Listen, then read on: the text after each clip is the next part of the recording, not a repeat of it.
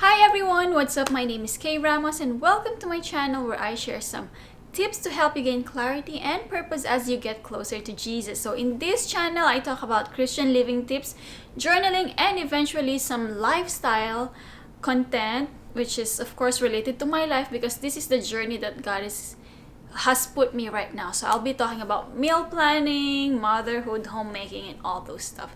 So if you're new here, consider subscribing. But anyway, so in today's video, I would like to talk or share something about a biblical story that you probably heard or read before. So I've read it before already several times, but for some reason recently, it spoke to me so much because I guess because of the season where I'm in right now. So for those of you who are like me, who are overwhelmed in life, this biblical story will surely speak to you. And I'm talking about the Bible story from Luke chapter 10, verses 38 to 42, which is Jesus visits Martha and Mary. Let me read it to you, and here I am using the New Living Translation. So Jesus visits Martha and Mary. As Jesus and the disciples continued on their way to Jerusalem, they came to a certain village where a woman named Martha welcomed him into her home. Her sister Mary sat at the Lord's feet, listening to what he taught. But Martha was distracted by the big dinner she was preparing. She came to Jesus and said, "Lord, doesn't it seem unfair to you that my sister just sits here while I do all the work? Tell her to come and help me." But the Lord said to her, "My dear Martha, you are worried and upset over all these details. There is only one thing worth being concerned about. Mary has discovered it, and it will not be taken away from her." Wow, so this is just a very short story, but let's try to dissect it together. So here we could see that Jesus and his disciples were welcomed by Martha into her home. So if you have read some of the stories or scriptures from Matthew, Mark, or even Luke, we have some background information on who they are. So Martha and Mary are the sisters of Lazarus, whom Jesus raised back to life. And because of this, just like anyone who's welcoming guests, preparations have to be made, right? And think about it, the guests are Jesus and his disciples, and during that time, they are one of the most respectable guests one could ever have. Just imagine yourself welcoming the president of your country. Of course, you have to make preparations, right? You're probably starting to worry what preparations to do. And so going back to Martha and Mary, imagine having 13 respectable guests coming to your home. I could just imagine the stress that Martha felt at that time. But here, we could see two opposite actions from Martha and Mary. Martha seemed to be stressing with all the preparations, probably scrambling which one to prioritize, which one to cook. Because during the ancient times, when you invite guests, think about the culture that they have at that time. Feet have to be washed, towels have to be prepared, meals have to be cooked. I could relate with Martha here. In fact, I could see myself in her shoe because I had several holidays where I stressed out too much on preparing foods for my guests to the point of not enjoying their company. So I would prepare all this meal, have this new menu, or try new recipes. And then when it's time for us to eat, I could hardly eat the food because I'm already tired and exhausted from all the preparations. And so each holiday I would dread because I know that I'll be cooking again and preparing again. And then it came to a point that sometimes I would complain to my husband, and he would tell me that, "Oh, my family won't mind if you don't cook. We could always buy." But of course, as a host, I feel like it's as a host, this is my perspective. I feel like it's not appropriate that you're serving them something that you didn't prepare. Look, I'm putting so much pressure again to myself, but that's how I am when it comes to welcoming guests to my home. I want to give them the best. So that's why I could totally relate with Martha here. The first time I've read this story, I was expecting Jesus to back up Martha. I was actually surprised on Jesus' response. Does he not care about Martha's feelings? Does he not appreciate all the efforts and preparations that Martha did? And instead, he commended Mary, who was not even doing anything but probably relaxing at that time. Personally, I felt offended for Martha because I could see myself in Martha. I had several times where I was preparing all these things, I'm getting overwhelmed with so many stuff, and I feel like I'm doing so many things for other people, but then they don't appreciate. Of course, you will feel offended, right? You will feel hurt because you don't feel appreciated. That's how I feel towards Martha. But then, if we dig deeper, we'll understand why Jesus did this.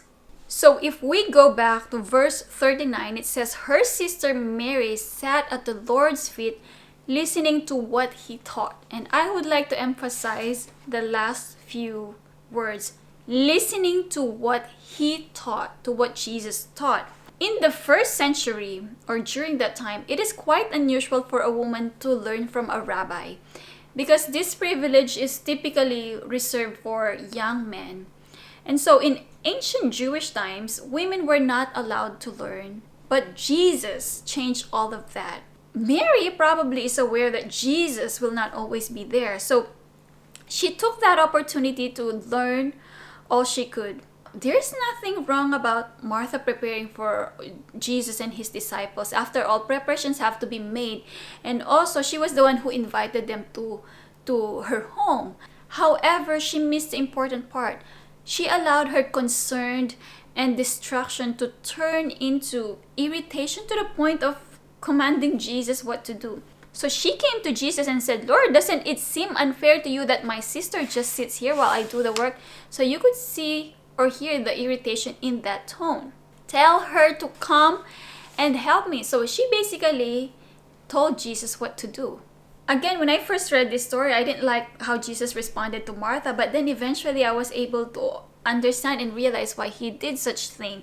So Jesus here, we could see he did not blame or scold Martha for what she said. So Jesus simply wanted Martha to understand that because she was worried and troubled about many things, she actually missed the good part. So here it says, you are worried and there is only one thing worth being concerned about. So Jesus is emphasizing that, Martha, you're so worried about so many things that these things are probably gonna not last, but you are missing the one thing, the reason why you have guests. He commended Mary because Mary focused on what was important at that moment. Now think about it. If you know that there's an influential person coming to your house and that person will only visit once, and you don't know when that person will visit again, what would you do? Like, would you take the opportunity to impress that person by preparing a laborious feast, or would you take that opportunity to spend more time with that person, to talk to that person, sit with that person? We all could probably relate with Martha. We're so overwhelmed with so many things in life, and sometimes we complain. Like, personally, I feel overwhelmed lately, and there were several times that I would just be so frustrated over so many things that I can't do. I wanted to do them, but I can't do them. I can't. If I do step 1, and I can't even do step 2, step 3. That's how overwhelmed I am right now. And there were several instances where I was like Martha, crying to the Lord, and I would say, Lord, don't you care that I am experiencing this? Don't you care that I have so many stuff on my plate right now? And through prayers, Jesus responded the same way he responded to Martha. And it's like saying, you are missing the one thing that's truly important.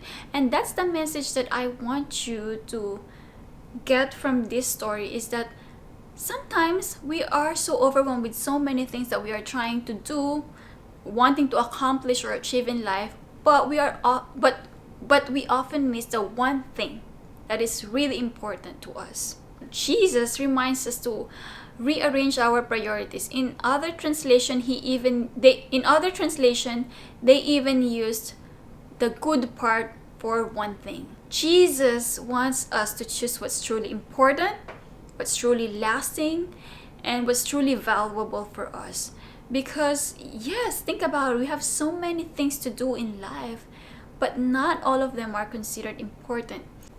Now, in order to encourage you to think about that one thing and reflect on it, I have some journaling prompts that you probably can answer later after this video in order to help you rearrange the priorities you have in your life. Now, the first journaling prompt that I would like to give you is, what is that one thing that I need to prioritize in my life that I can consider lasting, valuable, and truly means a lot to me? My second journaling prompt is, what are the things that cause me to be distracted from enjoying the most important priorities in my life? I want you to list them down as much as you can. Maybe you can set a timer if you want, 5 minutes, 2 minutes, whatever you want. List down everything that comes out of your mind and then ask yourself, can I stop doing them or minimize them in order to have more time to what truly matters to me?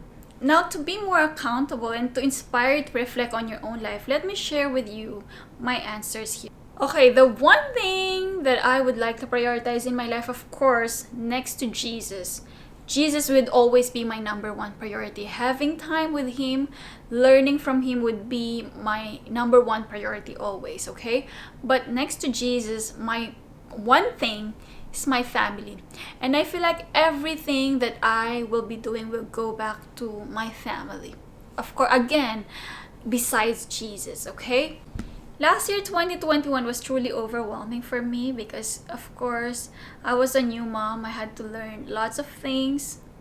And I had, aside from my husband, I have absolutely zero support system physically. I have lots of support system, more, should I say moral support system from my family overseas, but physically, zero. So that's why I'm so exhausted last year. My overwhelm comes actually from my personal expectations and personal dreams for myself. There is nothing wrong with trying to achieve something or setting some expectations for yourself, but sometimes you have to let go when they seem to weigh you down, and that's what I felt last year.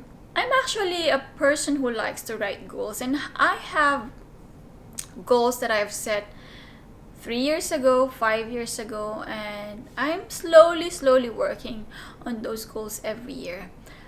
But since I had a baby last year, I'm a new mom now. Of course, things kind of change, right? My setup kind of changed. But my expectations and my goals are still the same.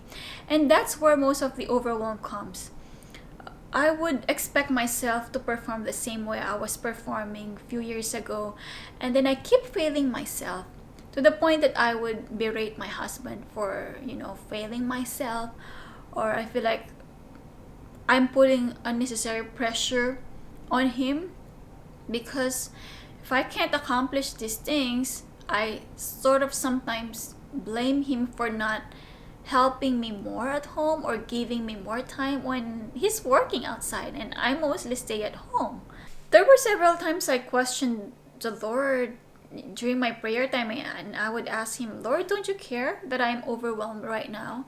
And don't you care that I have so many things on my plate and I have limited help right now? Like how Jesus responded to Martha, that's the same response I got during my, daily devotion. I had to choose. I had to give up some things. This year, I said, I will have to let go some of my personal dreams. Not because they don't mean to me anymore. It's just because I am in a season of my life right now where I have to choose which one to prioritize. And like I said, it's the time with the Lord and my time with my family, especially now that I have a baby. This year, I want to be more intentional on what I allow in my life. For instance, I really wanted to escalate my business business or brand and offer more products. But it just became a constant stress lately and I'm no longer happy about what I'm doing because of that. So I have decided to let go of my handmade products, and also right now I need extra time to take care of my baby, and I don't have all the time in the world. So I decided, you know what? It's time to let go. It's time to let go. I'm letting go of some of my handmade products right now and only focusing on products where I could create more impact on. So for example, if you look on my shop, I used to offer several products that are handmade. But now I am only going to probably, for handmade, I'm probably only going to sell scripture cards. My printables would still be there, but for scripture cards, because I feel like they're good gifts for other people and they're a great way to, introduce God's word to other people. Oh my gosh, I have to continue later because my baby's crying. So anyway, I wanted to share more with you, but I'm so all over the place. I don't even know what to say right now. Hopefully, this will still inspire you to look over your life, to look over your priorities. What is really that one thing that you can prioritize in your life, and what are those things that you could stop doing in order to have more time for those important priorities? Anyway, my baby needs me right now. As always, this is Kaye Ramos. Hopefully this provides you some inspiration. Like, subscribe if you have not yet done so, and thank you for staying with me tonight. See you again next time. Bye.